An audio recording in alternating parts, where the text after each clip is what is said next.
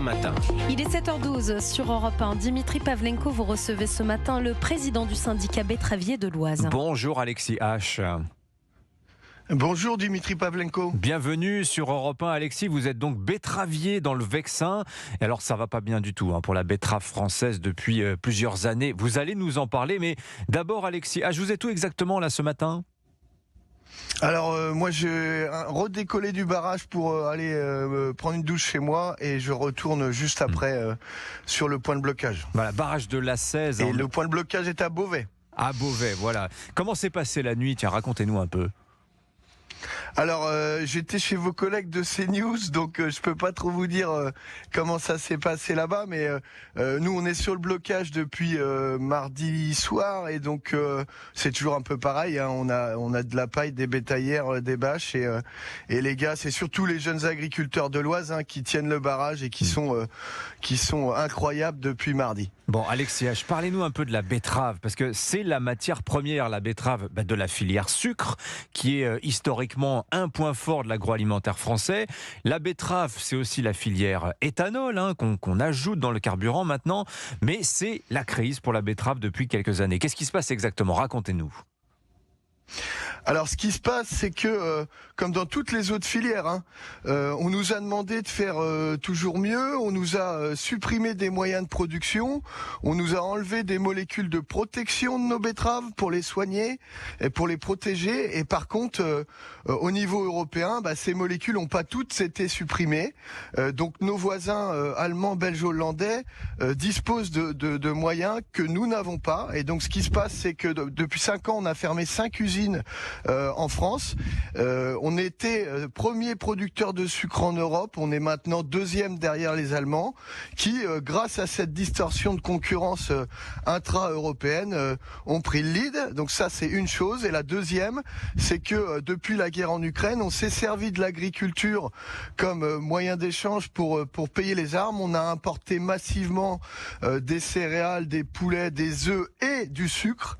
On importait avant la guerre 25 000 tonnes de sucre ukrainien sur le territoire européen. On importe aujourd'hui à peu près 700 000 tonnes et l'année prochaine on attend 1 million de tonnes de sucre d'Ukraine qui rentre sur le territoire. 1 million de tonnes, c'est 10 usines pour l'Europe. Donc vous voyez bien que et ces betteraves sont produites en totale distorsion puisque c'est les betteraves OGM, donc interdites en culture en Europe, Roundup Ready. C'est des betteraves enrobées néo, c'est ce qu'on faisait il y a 10 ans.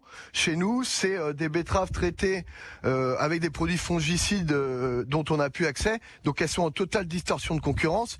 Il aurait fallu, pour soutenir ce pays-là, les aider à exporter le sucre vers leurs clients historiques, parce qu'aujourd'hui, leurs clients historiques vont se fournir ailleurs, et notamment en Russie. Alors, donc on a fait l'inverse de ce qu'il fallait. Ouais. Néo, quand vous dites néo, c'est néonicotinoïdes. Ce sont les fameux pesticides que les autres ont le droit d'utiliser, mais pas plus vous en France, parce que surtransposition. On connaît maintenant évidemment la chanson qui plombe l'agriculture française. Est-ce qu'il y a un péril aujourd'hui sur l'existence même de la filière sucre française ? Enfin, avant de la filière sucre, d'abord la filière betterave. Est-ce que vous vous posez la question, Alexis H, de persévérer dans cette culture ? Vous ne faites pas que de la betterave, Non, tout agriculteur a une rotation. On fait du blé, du colza, de la betterave. Chez nous, les rotations du maïs, les rotations, elles sont quand même extrêmement étoffées. Donc on peut faire n'importe quelle autre production. Le risque, c'est quand vous perdez des moyens de protection de la culture, quand vous la semez, vous êtes beaucoup moins sûr de la récolter. Et la betterave nécessite d'investir pas mal d'euros avant d'arriver à la récolte. Donc certains agriculteurs, peut-être les plus fragilisés, vont se dire, mais plutôt que d'investir avec un grand risque parce que j'ai pas les moyens de protection, je vais faire autre chose. Et le problème, c'est quand vous perdez le producteur de betterave, vous perdez toute la filière. Vous perdez le transporteur, vous perdez l'usine, vous perdez la pulpe qui est à destination de nos éleveurs. Aujourd'hui, nos éleveurs ont besoin d'une ressource comme la pulpe qui est présente dans les Hauts-de-France. Si vous enlevez la pulpe, vous enlevez les éleveurs dans nos régions. Et au final, vous avez perdu toute la chaîne. Et au lieu de donner 25 à 50 euros la tonne de betterave à l'agriculteur, vous donnez directement 600 euros à la tonne de sucre à l'import. Donc cette valeur ajoutée entre le prix de ma betterave et le prix du sucre, elle est perdue pour la France. Alors tout à l'heure sur Europe 1, Alexis H, Arnaud Rousseau sera l'invité de Sonia Mabrouk. Donc c'est le président de la FNSEA, premier syndicat agricole français. Il a vu à Gabriel Attal hier. Qu'est-ce que vous attendez, vous, aujourd'hui, des pouvoirs publics? Qu'est-ce que vous espérez qu'Arnaud Rousseau réclame au nom des agriculteurs français?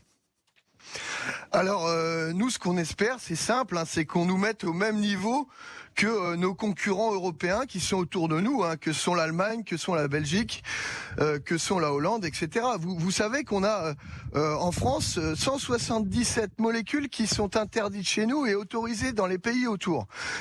On peut pas tenir comme ça. Donc ce qu'on réclame au gouvernement, c'est qu'il commence à mettre un coup de rabot sur toutes les surtranspositions qu'il a créées depuis des années, qui nous remettent au même niveau que nos concurrents.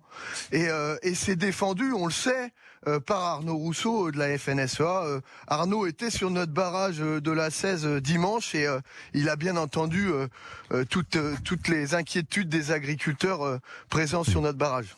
Merci beaucoup Alexis H d'avoir été avec nous ce matin sur Europe 1. Je rappelle que vous êtes le président du syndicat des producteurs de betteraves de l'Oise. Merci d'avoir été avec nous. Puis une bonne journée sur votre barrage.